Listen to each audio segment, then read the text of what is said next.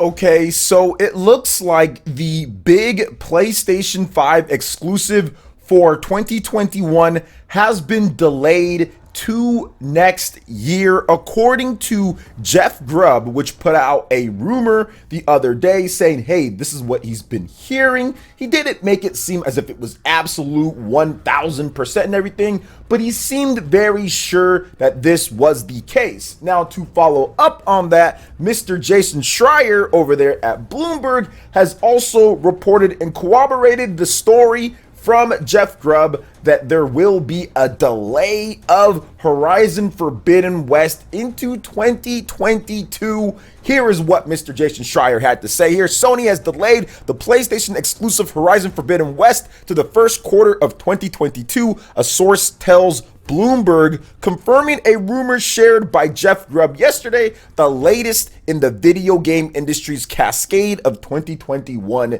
delays. Now that is very interesting, but before we get into anything else here, please make sure you hit that like button. My name is OJ. Welcome to my illustrious channel, and I say that with the most humble form that I can here. Welcome, guys. Thank you guys so much for joining me today. If you enjoy the content on this channel, please make sure you subscribe and of course hit that notification for new videos all the time on the channel. So let's discuss this a little bit more, because it seems like history will repeat itself, right? I mean, history always repeats itself. This is something that's happened over and over again. But in this particular case, you guys see the title, you guys see the thumbnail. It looks like it's going to repeat itself again with The Legend of Zelda Breath of the Wild and also Horizon coming out in the same year. Because if you remember, go all the way back to 2017. Horizon Zero Dawn launches first on the PlayStation 4, and then The Legend of Zelda Breath of the Wild launches right after that. There was 1 month in February for Horizon, then the next month right there for The Legend of Zelda Breath of the Wild. And both games did extremely well. This isn't a let's bash Horizon or let's bash Zelda thing here, but this will be a comparison on what I personally feel as someone who's played and enjoyed both of these games. But what I personally feel at its core mechanic, at its nucleus, at the atom level, the difference between PlayStation and Nintendo, good and bad on both. There are pros and cons on both ways of thought, but that's exactly why it's good to have options. That's exactly why you have multiple things, so you cover the weaknesses from one with the other, or you simply just enjoy what you want the most as a consumer.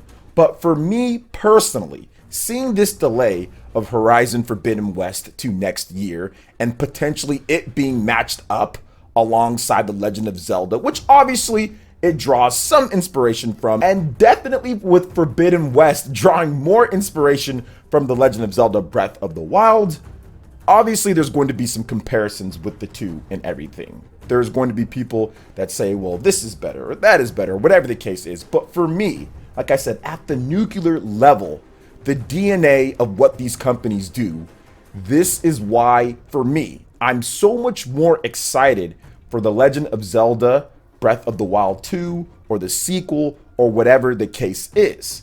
I'm excited to see Horizon. They showed us a lot of gameplay. It looks good. So I'm actually not mad about the delay. I'm not upset about it. I'm not like raising my fist at Sony if this does turn out to be completely true, because Sony hasn't said anything just yet. It's not on the PS blog or anything, but that announcement's probably coming considering we have no release date for this game at this point. So with that being said, if you look at both of the games, right, you look at Horizon and what that game does, I think obviously from a graphical standpoint, it is one of the most impressive things that I have ever seen. It's really cool. I think that there's going to be a great narrative in the game. I think that it's going to have a lot of great action sequences. I think that they're going to improve upon the combat. The melee combat in particular looks a lot better. They have some underwater stuff. They have a little glider thing now. They have a lot of cool stuff in this game. They have skill trees and the RPG stuff, like everything in there that you would check all those boxes to say, okay, this is going to be that big AAA game. However, for me, like I said, at the DNA level, it seems like the game is just going to be just that. It's just checking those boxes, and it's what I expected, this level of quality from Sony, which is good. Some people love that, and that's great.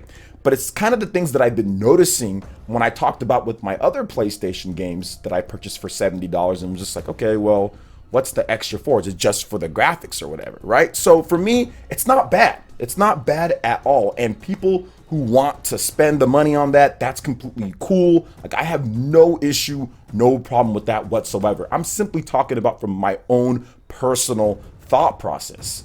I see the game and everything just looks a bit standard with it. It looks like it's a bit, okay, well, that's going to be fun, but what's going to be the innovation? What's going to be the intrigue? And I'm just not there yet with that huge gameplay video that they showed us.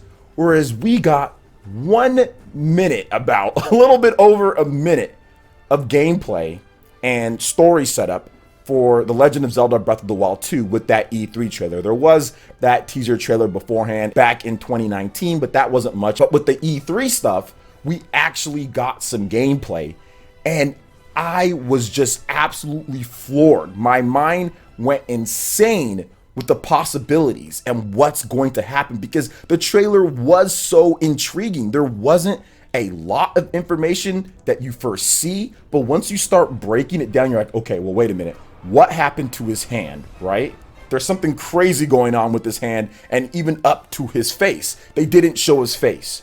So there's a lot of mysterious stuff going on. It makes my mind rush with the innovation or with the crazy things that they're going to do. It kind of seems like to me that with Horizon, we kind of know what we're going to get. It's like, okay, it's going to be polished. There's going to be some cool weapons. It's going to be like this. I mean, they showed a whole setup in terms of what you're supposed to expect.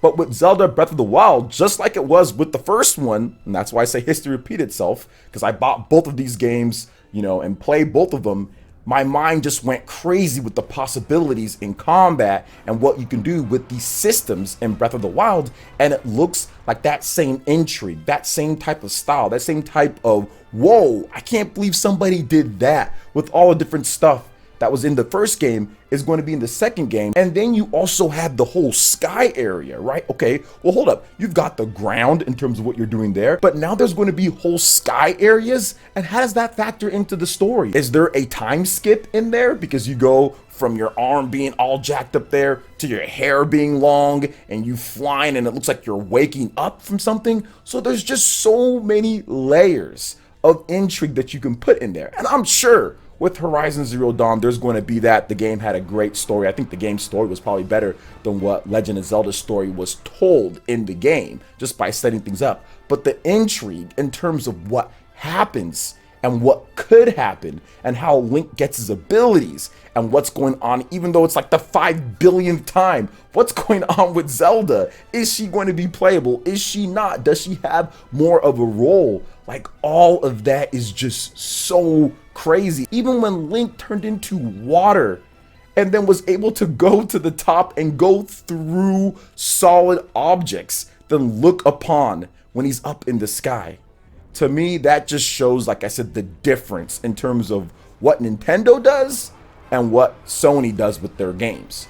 Nintendo is always intriguing. It's the same franchises for the most part with a few new IPs here and there, but they do the whole Zelda and Mario and Pokemon stuff. But especially with Zelda and Mario, they always just think of these crazy new ideas and crazy new things to make Link or to make their characters do something that you would have never thought that they would have been able to do in a game. I didn't see Link acting like Lemillion from My Hero. I did not see that at all.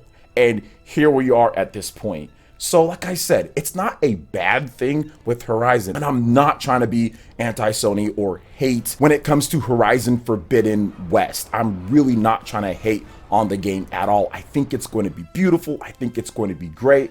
But once again, when I'm comparing, I'm kind of saying, okay, well, these two games are going to be coming out in the same year. Although they might be completely further apart this time, right? It might not be the same time, because we know that Pokemon is early 2022, so I don't think Breath of the Wild is going to be right next to Pokemon, whereas Horizon Forbidden West is Q1 2022. So it might be closer to Pokemon than it is The Legend of Zelda, but I'm just talking about both games in the same calendar year once again. So to me, that just kind of shows the difference. Sony's looking for that huge technical type of leap, polished type of gameplay. It's what you expect, but it's also very good. Everything is running very smooth.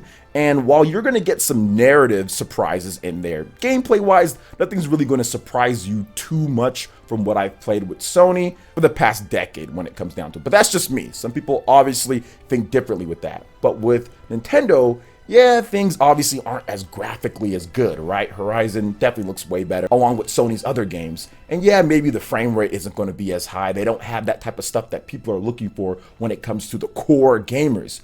But at its DNA, it's about the gameplay. It's about how you interact with the world. It's about how you do things.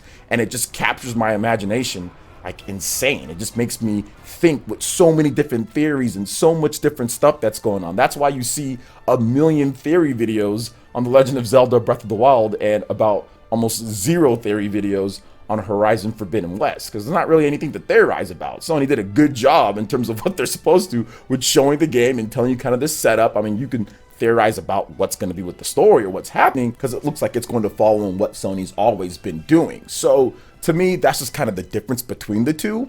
But at the same time, one isn't more right than the other. And it's okay if you enjoy one more than the other. If you enjoy Horizon Forbidden West, or you think that you're going to enjoy the Horizon games more than Zelda, that's fine. If it's the other way around, cool. I just simply wanted to talk about it myself in terms of somebody who's a fan of both Horizon and also Zelda, and the differences that I see from a level, right? From a level between these two games and these two companies that make each game what they are and what they're aiming for. So that's kind of what I wanted to talk about in this video, along with, of course, the delay informing you guys of what's going on there. But those are just my thoughts. I want to know what you guys think.